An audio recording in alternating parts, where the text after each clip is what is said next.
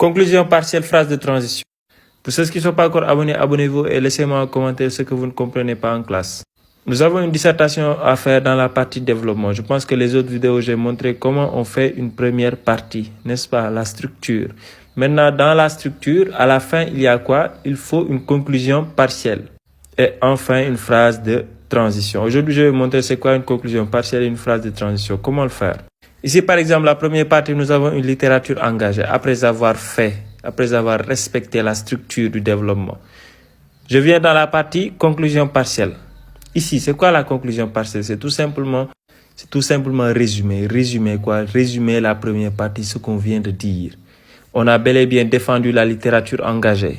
Donc, je dis en somme, la littérature engagée devient alors un moyen de lutte contre l'oppression et de porter la voix de ceux qui ne peuvent pas s'exprimer. Ainsi, l'écrivain fait face aux problèmes de son époque. J'ai complètement fait une conclusion partielle. Vous veulent apprendre à lire le français, vous pouvez nous contacter. Et aussi ceux qui veulent faire des cours en ligne, de la classe de 6e à la classe de terminale. Notre numéro est disponible, vous pouvez nous envoyer un message. Donc, en somme, ici, la conclusion partielle, j'ai résumé cette première partie-là. J'ai commencé par dire en somme, vous avez bien vu. Maintenant, après avoir fini la conclusion partielle, il me faut la phrase de transition. Donc, je pense que je vais le mettre dans la prochaine vidéo.